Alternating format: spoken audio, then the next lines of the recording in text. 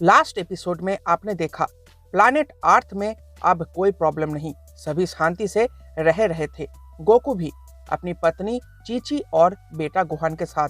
लेकिन अब वो शांति बहुत जल्द खत्म होने वाली थी, एक अनजान एलियन के आने की वजह से। इस एलियन से सबसे पहले सामना पिकोलो के साथ हुआ था। पिकोलो का पावर काफी नहीं था उसे हराने के लिए। अब देखते हैं आगे।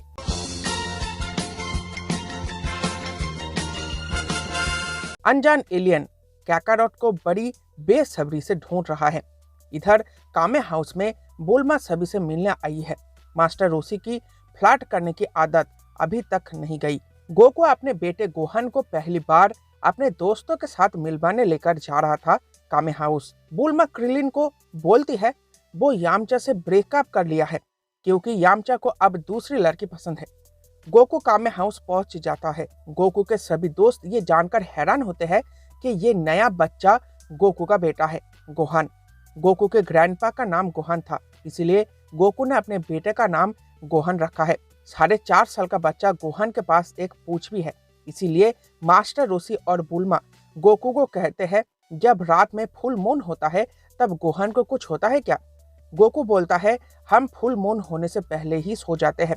बुल्मा देखती है गोहान के टोपी में एक 4 स्टार ड्रैगन बॉल है। गोकू बुल्मा को बोलता है मैं मजे करने के लिए ड्रैगन बॉल कलेक्ट करता हूँ, मेरे पास 3 स्टार और 6 स्टार ड्रैगन बॉल भी है। बुल्मा और क्रिलिन गोकू से जानना चाहते हैं जब 7 ड्रैगन बॉल कलेक्ट कर लोगे तो क्या उस मांगोगे, लेकिन गोकू अभी इसके बारे में सोचा नहीं है। बातचीत चल ही रही थी तभी गोकू को बहुत खतरनाक शक्ति का एहसास होता है। गोकू इस खतरनाक शक्ति के एहसास से परेशान होता है। कुछ देर बाद वो एलियन उनके सामने आ जाता है। इस एलियन को गोकू की ही तलाश थी। गोकू ही कैकारोट है। वो गोकू को बोलता है तुम अब बड़े हो चुके हो, तुम इतने दिनों से इस प्लैनेट पर कर क्या रहे हो? तुम्हें तो इस प्लैनेट में मानव जाति को नष्ट करने की मिशन पर भेजा गया था, पर यहाँ तो सब कुछ वैसे का वैसा ही है। क्रिलिन को लगता है ये एलियन गोकू को गलती से कोई और समझ रहा है। वो एलियन को समझाने के लिए आगे बढ़ा, लेकिन वो एलियन क्रिलिन को अपनी पूंछ से घायल कर देता है, इसीलिए सभी सतर्क हो जाते हैं। वो एलियन गोकू को बोलता है तुम्हें क्या कुछ भी याद नहीं है? तुम्हारे सिर पर क्या चोट लगी थी? लेकिन गोकू को इसके बारे में कुछ भी याद नहीं। तो मास्टर ऋषि गोकू की पुरानी याद सभी को बताते हैं। वो बोलते हैं तुम्हारे ग्रैंडपा ने मुझे ये बात बताया था, एक दिन जंगल में उन्हें कुछ अजीब सा मिलता है जो आसमान से गिरा था।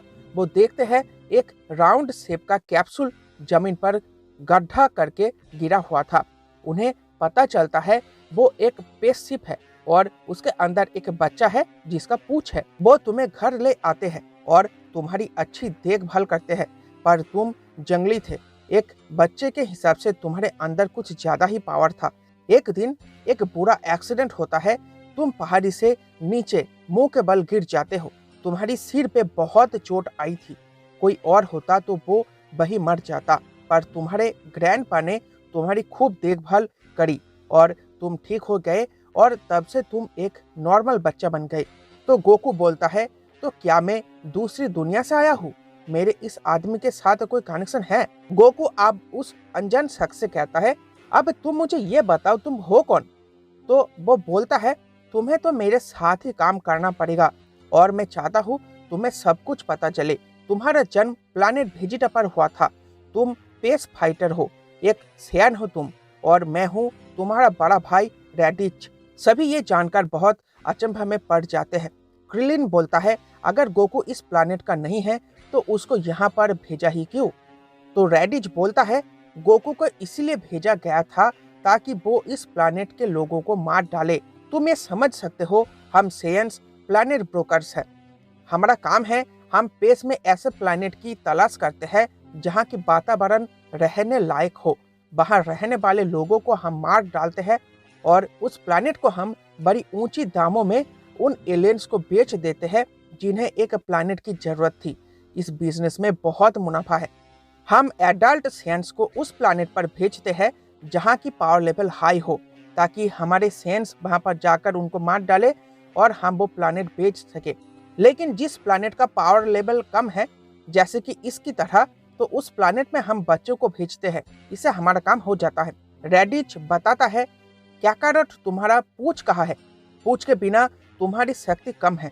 इसी पूंछ के कारण फुल मून के टाइम तुम ट्रांसफॉर्म हो सकते हो एक बड़ी जानवर में।